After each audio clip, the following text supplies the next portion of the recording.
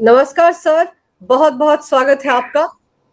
नमस्कार अंजू जी, बड़ी कृपा की आपने। एक अत्यंत महत्वपूर्ण राष्ट्रीय सुरक्षा से जुड़े हुए प्रश्न पर आपने अवसर दिया वार्तालाप का। जय हिंद, वंदे मातरम। जय हिंद, वंदे मातरम। सर, कॉकरोच आंदोलन खत्म हो गया, लेकिन उसको लेकर जांच एजेंसियों के हाथ जिस तरह के सबूत लग रहे हैं, उससे तो सीधे सीधे इसका कनेक्शन पाकिस्तान में आईएसआई और जैश ए मोहम्मद से निकल रहा है सर। अब तो एक आतंकवादी पकड़ा गया है बंगाल में, जो बता रहा है कि उसको पुलिस की वर्दी में दिल्ली में जंतर मंतर पर पहुंचकर हंगामा करना था, तबाही मचानी थी। अंजू जी, सबसे पहले इसको अगर हम पूरी अलग अलग पिक्चर्स को, छोटी छोटी चित्रों को अगर हम एक साथ जोड़ें तो आपके सामने एक प्लॉट सामने आएगा। सीजेपी के सपोर्टर्स में एक बड़ी संख्या, बहुत बड़ी संख्या पाकिस्तान से है। अब पाकिस्तान का सीजेपी से क्या है? या पाकिस्तान में कोई आंदोलन खैबर पख्तूनिस्तान में हो रहा है तो हम लोगों को क्या लेना देना है? तुम जानो, तुम्हारा काम जाने। लेकिन सबसे ज्यादा सपोर्टर्स का होना यह इंगित करता है कि इसमें पाकिस्तान का बड़ा योगदान है। नंबर 2, आप ये देखिए, 480 सोशल मीडिया हैंडल्स पूरे झगड़े के दौरान वो बुरी तरीके से इनके सहयोग में भ्रम और fake news, deep fake news फैला रहे थे, गलत सलत चित्रण कर रहे थे और ऐसी चित्रें ला करके रख रहे थे जिनका कि सीजेपी एजिटेशन से कोई लेना देना नहीं था, लेकिन झूठ की दुकान इन्होंने चलाने की पूरी कोशिश की। और जो आपने बात आखिर में बताई है कि जैश ए मोहम्मद और आईएसआई का क्या रोल है, मैं बधाई देना चाहूंगा पश्चिम बंगाल की पुलिस और उनकी एसटीएफ के द्वारा। अभी एक बहुत ही शातिर दिमाग का चरमपंथी पकड़ा गया है, मोहम्मद हमीम मंडल। और ये जो है, ये सिर्फ यही नहीं, और इसका जो संपर्क था जैश ए मोहम्मद से था, आईएसआई से था। और पाकिस्तान का एक शातिर एक अपराधी है शाहिद भट्टी, उसके गिरोह के साथ की पूरी तरह संपर्क में था। सीजेपी के साथ साथ इसको जैश ए मोहम्मद ने टारगेट किया था, टास्किंग की थी कि शुभेंदु अधिकारी जी का मूवमेंट, वो कहां जाते हैं, कब आते हैं, और उनके ऊपर आक्रमण की पूरा इंतजाम करने की इसने व्यवस्था की थी। आप समझ सकती हैं, शुभेंदु अधिकारी जी, उनका मूवमेंट, और ऐसे एरिया में जहां पुलिस की व्यवस्था बहुत सीमित रहती है। अब आप आ जाइए, शुभेंदु अधिकारी जी हो गए, अब सीजेपी में ये जा करके ये हत्यारा जाके क्या कर सकता था? इसके पास यह भी बताया जाता कि संपर्क में था, यहां आकर के अगर कोई स्वचालित हथियार लेकर के अगर कोई वारदात कर देता तो कितनी दुर्व्यवस्था फैल सकती, कितना पैनिक फैल सकता था। आप समझ सकती हैं इस चीज को। अब एक चीज और चौंकाने वाली है, आईएसआई तो खैर एक भिखारी राष्ट्र की इंटेलिजेंस एजेंसी है, जेब में 4 पैसे नहीं है, वो अपने पैसे का इंतजाम और बजट का इंतजाम खुद करती है। तो एक अर्पिता सरकार है, ये महिला, इसकी जो मित्र है, ये भी चरमपंथी है। और पश्चिम बंगाल के एक मंत्री के बेटे को हनी ट्रैप करने का इनका प्लान था और उससे कई करोड़ रुपए निकालने थे। आपने देखा होगा कि सीजेपी एजिटेशन में लगभग 8 लाख रुपए के रोज का खुराकी का आता था, लेकिन महीने का करीब 2.5 करोड़ आता था। तो अगर इन्होंने 5-7 करोड़ कर लिए तो 3-4 महीने के एजिटेशन का इंतजाम ये कर लेते, क्योंकि आईएसआई अपनी जेब से कोई पैसा खर्च नहीं करता है, वो दूसरों के ऊपर हमारी आपकी जेब में डाका डाल करके वो ये करता है। तो ये तो खैर इनका प्लान, मैं बधाई दूंगा पश्चिम बंगाल एसटीएफ को, पश्चिम बंगाल पुलिस को, कि उन्होंने एक बहुत बड़े षड्यंत्र को बेनकाब किया, जैश ए मोहम्मद आईएसआई का रोल खुलासा किया, और जो दुर्घटना शुभेंदु अधिकारी जी की हो सकती थी, सीजेपी एजिटेशन में हो सकती थी, उसको बेनकाब किया। अब आप कहेंगे नहीं नहीं नहीं, नहीं। हमारे बेगुनाह गरीब नौजवानों को तंग किया जा रहा है, जो उनका तकिया कलाम है। इनके पास से बरामदगी है यूनाइटेड किंगडम और मेक्सिको के सिम कार्ड्स की। ये सिम कार्ड्स का क्या कर रहे थे? ये फालतू के सिम कार्ड्स, आदमी एक सिम कार्ड नहीं रख सकता है। ये बेचारे बेगुनाह गरीब जो हैं, यूके और मेक्सिको के सिम कार्ड्स का क्या कर रहे थे? तो ये ताना बाना खुल रहा है, इंट्रोगेट हो रहा है। और आईजी एसटीएफ शर्मा जी की मैंने प्रेस ब्रीफिंग सुनी, बहुत अच्छी क्रिस्प ब्रीफिंग थी और उन्होंने बड़ी अच्छी जानकारी दी। अब मैं पिक्चर आपको नंबर 2 पे ले जाता हूं। जुलाई 20 को जब ये संसद तक पहुंच गए थे, संसद तक जब पहुंच गए थे, वरना संसद मार्च की इनको इजाजत नहीं थी। इन्होंने पुलिस की जो गैर कानूनी इनको बताया था और उनके बाद इनको चुनौती दी थी, ये नहीं माने, पहुंच गए। इनके हौसले टूटे तब अंजू जी, जब इन्होंने देखा सीआईएसएफ और पैरामिलिट्री फोर्सेस ऑटोमेटिक लिबर्टमेंट लेके कि सारा मजाक ताना बाना खत्म, और जो अपने को सबसे बड़ा सूरमा समझता आप मार के गिरा दिए जाओगे। मार के गिरा दिए जाओगे, गलतफहमी न पालो। और इसके ऊपर अब मैं देख रहा हूं, क्योंकि 5-6 दिन से मैं यही कर रहा हूं, कई लोग ये कह रहे हैं कि आपकी मैं बड़ी इज्जत करता था। सवाल ये कि मैं आपको जानता नहीं, आप मेरी इज्जत कर रहे हैं, बड़ी मेहरबानी, लेकिन आप इज्जत कर रहे हैं, कोई एहसान नहीं कर रहे हैं। कि अब मैं आपकी इज्जत नहीं कर रहा हूं, तो और भी बड़ी मेहरबानी कर रहे हैं। अब आप समझते हैं कि बस पट्टी कर दूंगा कि हे मेरे परम पूज्य, तुमने मेरी इज्जत करना क्यों बंद कर दिया? मैं बहुत ही शर्मिंदा हूं अपने वक्तव्यों से, मुझे कृपा करके मैं करबद्ध निवेदन कर रहा हूं कि मुझे क्षमा कर दो, मैं तुम्हारे चरणों में साष्टांग दंडवत कर रहा हूं। मुझे तुमको है बड़ी गलतफहमी, या तुम्हारे ऐसे हजारों को, मैंने जो कहा था उस वक्तव्य में मैं दृढ़ हूं। जिन लोगों ने कानून तोड़ा है, हमारे नीट के जो बच्चे थे, उन्होंने इम्तिहान दिया, वो तो पारंगत हो गए। जिनको नीट की स्पेलिंग नहीं मालूम, जिनको माल मुफ्त दिले बेरहम, वहां के 2-2 हजार के पिज्जा। अंजू जी, हम लोग तो खैर बहुत पुराने हैं, नल का पानी पीते हैं, कुएं का पीते हैं, आरओ मिल जाए तो कहना ही क्या। और बहुत अगर जरूरत पड़ी, बच्चे आ गए तो बिस्लेरी का, बिस्लेरी से ऊपर कभी नहीं गया हूं। इन लोगों की अगर बोतलें देखें तो ये श्वेप्स की कोई बोतल आती है जो शायद 100-100 रुपए की आती है, 100-100 रुपए की मिनरल वाटर पी रहे। भारत सरकार से मेरा ये आग्रह होगा, ये पता लगाएं कि जो ऑर्डर आ रहे थे स्विगी के ऊपर, जोमेटो के ऊपर, उनके ईमेल और उनके तमाम जानकारी प्राप्त करके पेमेंट का जो उनका चैनल है, उन सबको चिन्हित करें, उनकी क्या मजबूरी थी और उनकी क्या अनिवार्यताएं थी जो इनको मुफ्त के बर्गर और पिज्जा और मिनरल वाटर खिलाए। मैं चाहूंगा कि पूरी एनालिसिस हो जाए, जिन जिन नंबरों से, जिन जिन पेमेंट गेटवे से इनको पैसे स्विगी और इनको मिले, जोमेटो को, क्लाउड किचन। क्लाउड किचन क्या होता है? आकाश रसोई से जो है मुफ्त का खाना गिर टपक रहा है। ये क्लाउड किचन के जो खाने आ रहे थे, इन सब की जांच होनी चाहिए। अंजू जी, ये मुझे घोर आपत्ति है कि फोकट की भीख ये बंटवा रहे हैं हमारे। तीसरी चीज थी कि जो ऑफिस था दुबई का, जिसने अपने 23 कर्मचारियों को रिटर्न टिकट और 5 स्टार फैसिलिटी दी कि तुम जाओ, रहो, आंदोलन करो। जुनैद भैया तो भंडारा करा ही रहे हैं, जाओ सेवा लो, वहां मालिश कराओ अपने पैरों की। तो ये तमाम चीजें ही एनालाइज होने वाली। ये तो खैर साइड की बात हमने कर दी। अब अंजू जी, बात आप आ जाइए इधर थोड़ा। 21 तारीख को उस स्थान पर जहां पर किसी के जाने की इजाजत नहीं थी, इन्होंने कहा कि हमारे अध्यक्ष जी जो हैं, उनका जन्मदिन है, अध्यक्ष जी के जन्मदिन के लिए हम वहां जाएंगे। तो अध्यक्ष जी के जन्मदिन के लिए ये वहां गए। कोई बात नहीं, अगर 21 जुलाई को जन्मदिन था तो आप गए वहां पे, खड़गे जी को जन्मदिन की मुबारकबाद। तो जन्मदिन में ये कहां लिखा है कि आप जाके प्रधानमंत्री निवास के सामने आप आंदोलन, धरना, प्रदर्शन करेंगे? मैं ये समझना चाहूंगा कि क्या 20 तारीख की सीन आपने देखा, 21 तारीख को आपने प्रधानमंत्री निवास के सामने देखा। अब दोनों पिक्चरों को आप ऐड कर लीजिए जरा। 20 को मामला फेल हुआ, 21 को दोबारा सेकेंड इनिंग्स, कि आज तब नहीं तो कर पाए तो आज कुछ कर लो। ऐसी दिक्कत कि दुनिया में भारत की किरकिरी हो जाए, भारत की बदनामी हो जाए। और प्रधानमंत्री निवास में अगर तुम घुस जाओ और घुसने के बाद अगर कहीं चरमपंथी आ जाए स्वचालित हथियारों के साथ, तो जो काम मणिपुर में ना हो पाया तो यहां पर हो जाएगा। आज मणिपुर 2 हम कर देंगे। वो एरन वैन डाइक जो आया था, अमेरिका CIA एजेंट, जो कि घात लगा के बैठा था, और हमारे प्रवक्ता और देवी आखिर PM बताएंगे कि मणिपुर कब जाएंगे। अरे भाई, मणिपुर जब जाएंगे नहीं जाएंगे वो खुद ही बता देंगे। आपके बराबर के आवाहन करने से तो नहीं है, बल्कि आपकी जांच और हो जाए कि आप इतनी बेकरार क्यों हो रही हैं कि प्रधानमंत्री मणिपुर कब जाएंगे। आपको इतनी पीड़ा, हाथ चली जाइए।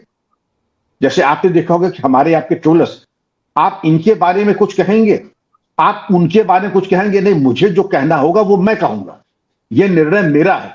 आपको कहना है तो आपको किसने रोका है? आप कह दीजिए। लेकिन आपको भी कहते हैं, मुझको भी कहते हैं, आप इनके बारे में क्यों नहीं कहते? तो ये समझ लीजिए मोटी बात, अकल बड़ी ये भैंस, अकल के दुश्मनों, मुझे जो कहना होगा वो मैं कहूंगा, और आपको जो कहना है वो आप कहें। अंजू जी को कहना होगा वो अंजू जी कहेंगे। आप कृपा करके हमारे मुंह में बिंदु डालने का प्रयास न करें। आप अपना YouTube चैनल बनाइए, खूब बोलिए, लेकिन मुझे जो बोलना होगा राष्ट्र हित में वो मैं बोलूंगा स्वविवेक से। और आपके मार्गदर्शन की हमें जरूरत नहीं है।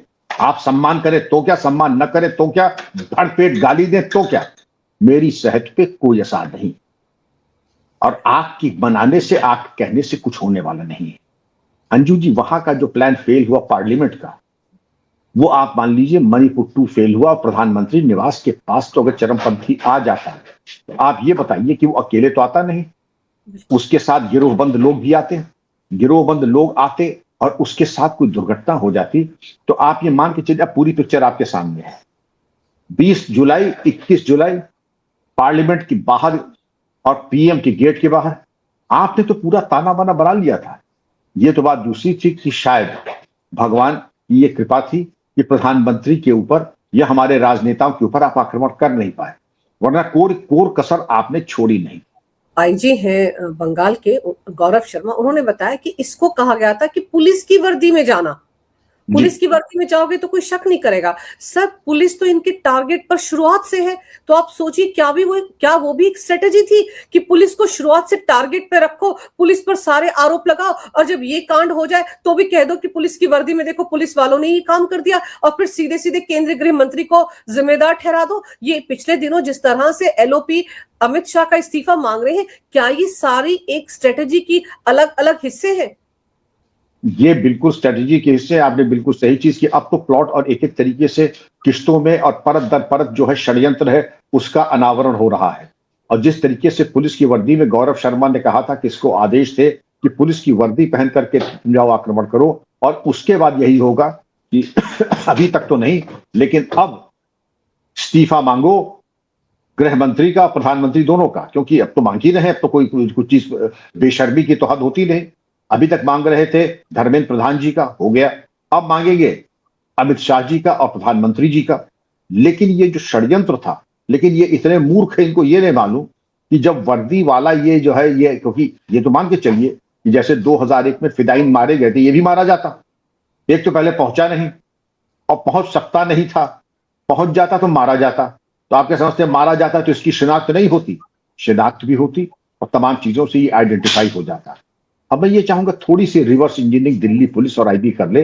ये जिसके टच में आया है भारत में, जिन जिन लोगों से टच में रहा है उनको सबको खंगा। जैसे डेविड कोलबर्न हेडली आपका जब मुंबई 26/11 पहले गया था तो महेश भट्ट के लड़के और महेश भट्ट वगैरह से टच में रहता था, तो आपने तो पूछताछ की नहीं, सरकार ने तब तो पूछताछ की नहीं, क्योंकि नहीं साहब ये तो बहुत बड़े अद्भुत विलक्षण कलाकार हैं, इनसे पूछताछ करके हम इनकी बेहुरमती थोड़ी करेंगे, इनको जलील थोड़ी करेंगे। इनको होना चाहिए था जलील, बड़े कायदे से जाना चाहिए था जेल। अब यही गलती हम दोबारा न दोहराएं। ये जो एजेंट आया है मोहम्मद हमीम मंडल और अर्पिता सरकार, इनकी पूरी छानबीन होनी चाहिए। अंजू जी पूरे तरीके से इनका ताना बाना और नेक्सस बना करके इनको पैसे कहां से आए, ये किनके किन से टच में थे और कहां इनका प्लान था और क्या प्लान था। खैर इंटरव्यू गौरव शर्मा ने बहुत अच्छा इंटरोगेट किया है और केवल मतलब की बातें रिलीज की, फालतू की चीजें उसने नहीं कही। तो अंजू जी इसके ऊपर अभी इन्वेस्टिगेशन और बहुत ज्यादा जाएगा और इन्वेस्टिगेशन गहराई से होना भी चाहिए, क्योंकि इसको आपने बिल्कुल सही कहा, मणिपुर में इनका प्लान फेल हो गया, उसकी कुंठा देख लीजिए। वो इनके गाली गलौज में साफ दिखाई पड़ रहा है कि इनके सारे अरमान धरे के धरे रह गए। शतरंज की बिछी बिछाई बिसात किसी ने आकर के पलट दी, मान लीजिए बोझों ने आकर के उसको पलट दी शतरंज की बाजी इनकी, तो सब बना बनाया खेल बिगड़ गया इनका। उसी तरीके से यहां पर भी जब आप देखिएगा कि इनकी बाजी मणिपुर में भी सिद्ध नहीं हुई और यहां पर भी सिद्ध नहीं हुई। अब मैं कहूंगा पुलिस का अब आगे का क्या कर्तव्य है, इनकी बातें सुनिए जरा। ये कहते हैं कि अगर सरकार ने हमारी मांगे नहीं मांगी तो और सुप्रीम कोर्ट के कंधे पे आप बात करेंगे तो हम सुप्रीम कोर्ट से नेगोशिएट करेंगे। मैं आपसे समझना चाहूंगा, मैं तो बूढ़ा हो चुका हूं, क्या सुप्रीम कोर्ट से राष्ट्रपति प्रधानमंत्री भी नेगोशिएट कर सकते हैं? सुप्रीम कोर्ट को नेगोशिएट करने का प्लेटफॉर्म है। सुप्रीम कोर्ट में आप रिट पिटीशन दाखिल कीजिए, एडवोकेट खड़ा कीजिए, बहस होगी और सुप्रीम कोर्ट व्यवस्था देता है। सुप्रीम कोर्ट कोई चौपाल नहीं है कि तुम हाथ हिलाते हुए च्युइंगम चबाते हुए और पानी की एक बोतल लेकर के एशफेप्स की और बर्गर हाथ में खाते हुए चले गए। हाँ जज I want to argue with you and place my demands, otherwise just scoot and get the hell out of here. Otherwise, as the Yanks say, you'd be getting more fresh air that is good for you. Okay, you'd be getting more fresh air that is good for you. मैं और नहीं कहना चाहता हूँ कि हमने इन लोगों के साथ बहुत ट्रेनिंग की है, करी है। ये लोग जब बोलते हैं तो इन कान में जैसे सूजा डाल के हिला देते हैं। अमेरिकन की गाली जो उनकी यांकी गाली होती है हमसे कम भयानक नहीं होती है, लेकिन दोनों की गाली के बाद बिल्कुल गंगोत्री जिसको कहते हैं गंगोत्री के शब्द पवित्र नहीं करूंगा, उनसे एक जनरेशन आगे इन लड़कियों ने कर दी। मैं पहले भी कह चुका था कि ये लड़कियां हैं, इन्होंने, मैं तो समझता था कि मेरा विभाग सर्वत्र जाना जाता है कि गालियों में पारंगत और विशारद और गालियों में का मास्टर, लेकिन इन्होंने हमको नफी से हम लोगों को बहुत पीछे पछाड़ दिया। ये जीबी रोड की जो हमारी जो बदनाम बस्ती है, वहां की महिलाओं को पछाड़ दिया उनकी गालियों पे। प्रधानमंत्री बड़े विशाल हृदय के, उन्होंने माफ कर दिया, लेकिन हमारे यहाँ ऐसे कुल कलंकिनियों को और ऐसे कुल कलंकों को माफ नहीं किया जाता, इनको साफ किया जाता है। और दिल्ली पुलिस से अंजू जी मैं यही कहूंगा, इनका खाका खींच लीजिए, इनका खाका खींच करके आप इनके ऊपर कार्रवाई करें। कुछ कार्रवाई आपने की है, उसके लिए साधुवाद। सुप्रीम कोर्ट ने यह आदेश दिया है कि फर्स्ट टाइमर्स और स्टूडेंट्स, इनके ऊपर मुकदमे नहीं चलेंगे। सुप्रीम कोर्ट का आदेश शिरोधार्य है, हम सब अपना सर झुकाते हैं, लेकिन दिल्ली पुलिस के जो हमारे बेटे बेटियां, भाई बहन, उनके ऊपर जो आक्रमण हुआ है, एक एक कतरे का हिसाब होगा। आपके चैनल से कान खोल के सुन लीजिए, हम लोगों ने तैयारी कर ली है कि केस वापस हो जाते हैं, हम खुद सुओ मोटो जाकर के अलग से 0 FIR लिखाएंगे, न्यायालय के जरिए FIR लिखाएंगे। आपके भागने के रास्ते हम करेंगे बंद। जितने चिन्हित होकर के छूटेंगे, जैसे ही प्रेस गजट आया कि हम इनको छोड़ रहे हैं, अगर हमारे पुलिस अधिकारी कहते हैं कि साहब ये विद्यार्थी थे, इनको छोड़ देना चाहिए, बिल्कुल छोड़ दीजिए, नो क्वेश्चंस आस्क्ड। लेकिन अंजू जी, अगर इन्होंने हाथ उठाया है और ये ठीक है, फिर भी फर्स्ट टाइमर्स है, फर्स्ट टाइम कोई कत्ल कर दे तो छूट थोड़ी जाता है। सुप्रीम कोर्ट ने अभयदान दे दिया है, लेकिन हमारी डिक्शनरी में अभयदान नाम की चीज नहीं होती। जो इनके ऊपर आक्रोश है, एक आपने FIR समाप्त कर दी, 99 FIR पाइपलाइन में है, कहां तक भागोगे तुम? इस बार इन लोगों ने, इस बार इन उदंडों ने, अनुशासनहीनों ने रॉन्ग नंबर डायल कर दिया है। दिल्ली पुलिस के हमारे एक एक कर्मचारी की एक एक बूंद का हिसाब देश मांग रहा है और हम सब मांग रहे हैं। अभी तो देखिए, दिल्ली पुलिस बहुत अनुशासित है। हम पुलिस अधिकारियों कर्मचारियों के जब तक सर्विस में है या अदरवाइज भी, एक एक्ट है policeman incitement to disaffection act, उसके अंतर्गत कोई पुलिसकर्मी कभी भी कोई आंदोलनात्मक या एजिटेशन का काम नहीं कर सकता है। लेकिन परिवार ने भी नहीं किया, मैं सलाम करता हूं उनके जज्बे को। कोई आंदोलन प्रदर्शन नहीं किया, केवल अपनी बात प्रस्तुत की। लेकिन अंजू जी, ये धीरज का परीक्षण न करें, क्योंकि रिटायर्ड अधिकारियों के ऊपर ऐसी कोई बंदिश नहीं है, परिवारों के ऊपर कोई बंदिश नहीं है।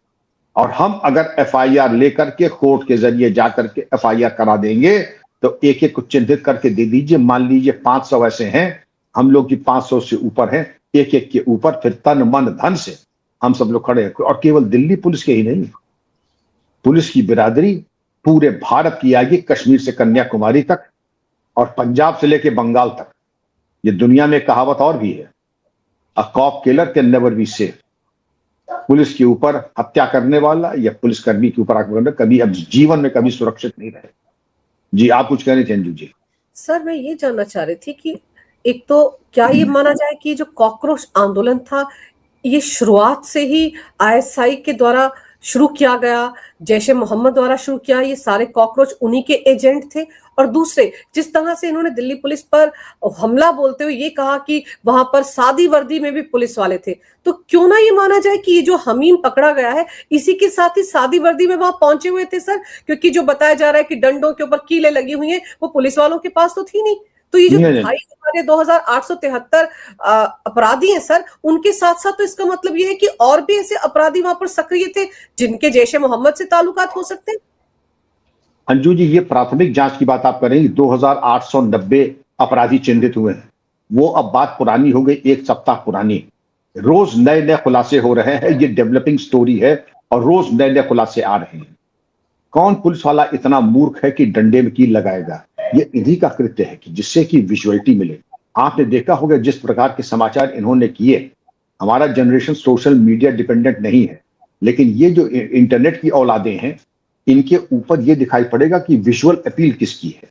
जो नॉन काइनेटिक वॉरफेयर की बात आपने की है, वो नॉन काइनेटिक यही होता है कि हम अगर युद्ध में नहीं जीत सकते हैं, तो जो हाइब्रिड और नॉन काइनेटिक युद्ध होता है, उसके अंदर धरना, आंदोलन, प्रदर्शन, अर्थव्यवस्था को चौपट करना, सरकार और पुलिस का मनोबल गिराना, इसका अभिप्राय यही होता है अंजू जी। और उसको करने का इन्होंने पूरा प्रयास किया। सवाल ये उठता है कि इन्होंने काफी हद तक अपने को कामयाबी पा ली। ये तब तक फेल हो रहे थे जब तक सोनम वांगचुक नहीं आए। सोनम वांगचुक आए, एकदम से भीड़ बढ़ना शुरू हो गई। इनको आईबॉल्स और इनको व्यूज और इनको वो जिसको कहते हैं लाइक्स मिलना शुरू हो गए। सोशल मीडिया का जमाना था, लेकिन सोनम वांगचुक जैसे ही हड़ताल छोड़ दिया तो इनके आंदोलन की हवा निकल गई। तो सोनम वांगचुक की जाने के बाद जब हवा निकल गई, अब ये कहते हैं सुप्रीम कोर्ट से नेगोशिएट करेंगे। इनकी बुद्धि तो देख लीजिए जरा, औकात तो तुम देख लो। तुम सुप्रीम कोर्ट को तो भूल जाओ, तुम जा करके जरा किसी चौकी, जो पुलिस की थाने नहीं, चौकी का हेड कांस्टेबल होता, उससे तुम नेगोशिएट करके बात कर लो, फिर हम बता देंगे तुम्हें। ये लोग अपने को भगवान जाने किस दुनिया में रहते हैं, किस मुंगेरी लाल के हसीन सपने ये अंजू जी देख रहे हैं। इनको अपनी औकात का इन्हें अंदाज नहीं, और इनकी कुटाई दरअसल हुई नहीं, इनकी कुटाई हो नहीं पाई, वरना इनकी कायदे से कटाई छटाई हो जाएगा। फिर मैं जानता हूं, मैं आपकी बड़ी इज्जत करता था, आप हमारे बेगुनाह बच्चों की कुटाई, मैं बच्चों की बात नहीं कर रहा हूं। नीट के बच्चे, विद्यार्थी, उनसे मुझे कुछ नहीं, वो बड़े प्यारे बच्चे हैं, और मैं उनके अधिकार, उनके साथ जो अन्याय हुआ है, बार बार नकल हुआ है, मैं उनके साथ खड़ा हूं। मैं भी अभिभावक हूं, बच्चे तो नहीं, लेकिन मेरे ग्रैंड चिल्ड्रन इसी एज के हैं जो कि नीट की परीक्षा दे चुके हैं या देने जा रहे हैं। इसलिए कोई भी अभिभावक हो, आप हो, मैं हूं, हम अपने बच्चों के साथ खड़े हैं। लेकिन मवालियों, गुंडों, अपराधियों, डकैतों, इनके साथ न खड़ा था न खड़ा होऊंगा। और मेरा आप सबको ही परामर्श है कि जो डकैतों और इस तरीके के उदंड अनुशासनहीन युवाओं के साथ खड़े हैं, जरा अपने बारे में अंतर मंथन कर लीजिए। क्या आप इनसे अपने बच्चों का संबंध करना चाहेंगे? क्या आप चाहेंगे ऐसे लड़के या ऐसी लड़कियां आपके परिवार के अंग बने? अगर हाँ में आपका जवाब है तो मुझे कुछ नहीं कहना है, ना में है तो आप और हम एक ही पेज पर हैं। इनको कोई बातें करने के लिए तो 9 लाख की सबसे सुन लीजिए, लेकिन इनसे कोई सामाजिक रूप में संबंध तो परिवार का छोड़ दीजिए, ये इनसे कोई पब्लिकली कोई मिलना नहीं चाहेगा, इनके साथ कोई फोटो नहीं खिंचवाना चाहेगा। और इन लोगों ने जो अपने पैर की कुल्हाड़ी चलाई है, अंजू जी, पुलिस थाने में अगर एक बार रिकॉर्ड आ गया, आप सारी सरकारी नौकरी, प्राइवेट नौकरी, पासपोर्ट, बैंक से लोन और ठेका टेंडर, सबके लिए आप ब्लैकलिस्ट और दीवार हो जाते हैं। आप बिल्कुल तबाह हो चुके हैं जिन लोगों ने ये अपराध किया है। प्रधानमंत्री और सुप्रीम कोर्ट ने यही तो कहा है कि केस नहीं चलेंगे, ये थोड़ी कहा कि हिस्ट्री शीट भी बंद हो जाएगी। हिस्ट्री शीट चलेगी और ताजिंदगी आप तबाह रहेंगे। सर, ये जो इसकी गर्लफ्रेंड है हमीम की, जैसे आपने बताया कि बंगाल के एक मंत्री के नेता के साथ ये अपनी जान पहचान बढ़ा रही थी, और इसके बारे में ये कहा जा रहा है कि ये हनी ट्रैप नेटवर्क पूरी तरह से इस्तेमाल करती थी। उसके निशाने पर बड़े बड़े नेता थे, और हाल ही में अर्पिता झारखंड के मंत्री हैं, उनके भी संपर्क में थी। तो आप सोचिए कि किस तरह का खेल चल रहा था। एक तरफ वो जैशे मोहम्मद का काम कर रहा था, और दूसरी तरफ उसकी गर्लफ्रेंड हनी ट्रैप में लगी हुई थी, और ये सब कुछ आईएसआई के इशारे पर हो रहा था। बिल्कुल, देखिए मैंने आपसे पहले बताया था अंजू जी, आईएसआई बहुत शातिर दिमाग का है, अपनी जेब से 5 रुपया नहीं कर जाता है। हथियार चाहिए, आर्मरी लूट लो, थाने लूट लो, जैसे नक्सल लूटते थे। और पैसा चाहिए तो अफीम की खेती कर लो, या मादक पदार्थों की मानव तस्करी कर लो अपराध के जरिए, नकली नोट चला दो। तीसरा ये था हनी ट्रैपिंग कर लो, क्योंकि नोटबंदी के बाद तो वो भी धंधा बंद हो गया इनका, जैसे धुरंधर 1 और 2 में आपने देखा, बड़ी मिर्ची लगी भाई लोगों को। अब जब हनी ट्रैपिंग कर रहे हैं तो इसमें तो ये पारंगत ही है, क्योंकि जिसकी औलाद जैसी होगी समझेगा सबसे अच्छा व्यापार यही है। तो चूंकि आपराधिक प्रवृत्ति के हैं, तो वो समझते हैं कि हनी ट्रैपिंग से पैसा कमा लो, और वो ऑलमोस्ट वो पहुंच गए थे गंतव्य तक। ये बात दूसरी है कि वो कामयाब नहीं हुए, वरना इनके लिए ऐसे ऑपरेशंस में 10 करोड़ कमाना कोई बड़ी चीज नहीं थी, और उसको ये लगाते हमारे ही ऊपर इस तरीके के धरने प्रदर्शन में, उसकी फाइनेंसिंग में। लेकिन ठीक है, यहां पर जो कामयाबी गौरव शर्मा की पश्चिम बंगाल की पुलिस हुई है, उसको हम लोग की तरफ से साधुवाद और मुबारकबाद। लेकिन सतर्कता बरतते रहें, क्योंकि किसके दिमाग में क्या बलबला चल रहा है ये पता नहीं लगता है। और मैं चाहूंगा इससे पहले कि कोई नया इनके मन में कोई मिस एडवेंचर आए, उसके पहले ही इनके मंसूबों को नेस्तनाबूद कर दिया जाए। अंजू जी, सर 100 मीटर की दूरी पर ये संसद भवन से थे 20 जुलाई को, और 21 जुलाई को बिल्कुल दरवाजे पर बैठे थे। उस दौरान अगर ये वर्दी पहनकर, पुलिस की वर्दी पहनकर, ये आतंकवादी हमीम अपने गुट के साथ, क्योंकि ग्रुप के साथ आने के लिए कहा गया था, अगर पहुंच जाता सर, तो आप सोचिए क्या तबाही मचाता। और हमारे पुलिस वाले तो इतना संयम इसलिए बरत रहे थे कि उनके दिमाग में भी ये था कि ये बच्चे हैं, ये तो अब पता चल रहा है कि बच्चों के भेष में क्या क्या हो रहा था वहां पर, कैसे कैसे तार पूरे के पूरे कॉकरोच आंदोलन के सीमा पार पाकिस्तान से जुड़े हुए सर। और कौन कौन इनके निशाने पर था, आपने सही कहा, मणिपुर 2 करने की फिराक में थे ये सर, और हमारी जो पुलिस थी उसके हाथ बंधे हुए थे। आप सही कह रहे हैं कि आपका ये जो वक्तव्य है अत्यंत महत्वपूर्ण है। आपके सुधी दर्शकों को चाहूंगा एक एक शब्द को आप केवल सुने नहीं आपके, बल्कि हृदयस्थ करें। ये इनके मंसूबे मणिपुर 1 में तो फेल हुए, मणिपुर 2 में भी फेल हुए। ईश्वर की कृपा में कहूंगा वरदान था, वरना कोई कोर कसर छोड़ी नहीं आपने। संसद तक आप पहुंच गए, बाउंड्री वॉल तक, प्रधानमंत्री के गेट तक आप पहुंच गए, और आपने देखिए किसने ताना बाना बुना था। संसद तक पहुंचाने में ताना बाना किसका था? आपने जो एक तरीके से सपोर्ट फायर किया, आपने सपोर्ट और कवरिंग फायर दिया, आपने वो संसद पहुंचाया आपने। अब प्रधानमंत्री के हाथ तो आपने खुद अपनी गोद में लेके पहुंचे आप, क्योंकि आप इनका खड़गे जी के लिए कुर्सी ले आओ, खड़गे जी के लिए कुर्सी ले आओ। आपने कालीन लगवा दी, वहां धरना प्रदर्शन हुआ, और आपके धरना प्रदर्शन के बाद ये बात खुल गई, आपको जाना नहीं चाहिए था। आप अगर गए नो मैंस लैंड में, मैं चाहूंगा कि इनसे भी पूछताछ की जाए और इनकी कॉल डिटेल्स वगैरह पता लगा, किन किन से संपर्क में थे पिछले 48 घंटों में। और सर ये जितने भी लोग पकड़े जा रहे हैं, दिल्ली पुलिस या हमारी जांच एजेंसियां डिजिटल फुटप्रिंट्स पर बहुत तेजी से काम कर रही हैं। आप देखिए कितने 480 के आसपास पाकिस्तान के हैंडलर्स के वो जो अकाउंट्स थे सोशल मीडिया पर वो बैन किए गए। अब तो बहुत सारी और एजेंसियां भी रडार पर आ गई हैं जो भड़काऊ भाषण उस वक्त दे रही थी, या जो लोगों को कंटेंट क्रिएट करने के लिए कह रही थी ऐसा, जिससे लोग और भड़क जाएं और जंतर मंतर पर इकट्ठा हो जाएं। आप सही कह रहे हैं, इनकी पूरे चारे अपने घोड़े खोल दिए थे, सारे घोड़े खोल दिए गए जैसे अश्वमेध यज्ञ में होता है, लेकिन इनका कोई दांव चला नहीं। कुछ ईश्वर की कृपा और कुछ हमारे एजेंसीज की सावधानी और कुछ कठोर पुरुषार्थ परिश्रम। ये सही है कि कुछ गलतियां और कुछ मतलब हमारी तरफ से उदारता दिखाई गई शुरू में, जो कि औचित्यपूर्ण नहीं थी, लेकिन बाद में हमारी तैयारी पूरी हो गई, इंटेलिजेंस की भी, पुलिस की भी। लेकिन हम चाहते हैं कि इन तमाम चीजों से हम नसीहत लें, सबक लें, जिससे कि दोबारा इनके मन में अगर कोई वलवला उठता है तो वलवला उठते ही उसका निस्तारण बड़े कायदे से कानून की परिधि में, और प्रयास रही है कि बिना किसी हिंसा के। लेकिन अगर हिंसा को कोई दावत देगा तो प्रमाद इस बार पुलिस नहीं करेगी और आपको निराश भी नहीं करेगी। बिल्कुल सही कह रहे हैं आप सर। और अभी तो जब इस हमीम से और उसकी गर्लफ्रेंड से अर्पिता से पूछताछ होगी तब भी बहुत खुलासे होंगे। तब तो ये भी पता चलेगा कि इसका भारत में कितने स्लीपर सेल इसके लिए काम कर रहे थे, कितने और लोग इसके गुट में हैं, और दिल्ली में कितने सक्रिय थे कॉकरोच आंदोलन के दौरान जैश ए मोहम्मद के ऑपरेटिव्स। अभी तो इनका भी खुलासा होगा और उन लोगों के नाम भी सर सामने आएंगे जो इनको फंड कर रहे थे, क्योंकि पूरा का पूरा आप सोचिए बंगाल से तार दिल्ली तक और उसके बाद सीमा पार पाकिस्तान से, तो बहुत बड़ा नेटवर्क था सर, और बहुत सारा पैसा इसमें इन्वॉल्व था। तो जांच एजेंसियां अब जब उनकी जांच इस दिशा में आगे बढ़ेगी सर, तो और भी बहुत सारे खुलासे होंगे। लेकिन आपने सर समय निकाला बहुत विस्तार से इस विषय पर, बहुत अहम जानकारी मेरे दर्शकों को दी। आपका बहुत बहुत धन्यवाद। नमस्कार, भारत माता की जय, वंदे मातरम, जय हिंद। धन्यवाद अंजू जी, जय हिंद, वंदे मातरम, thank you ever so much.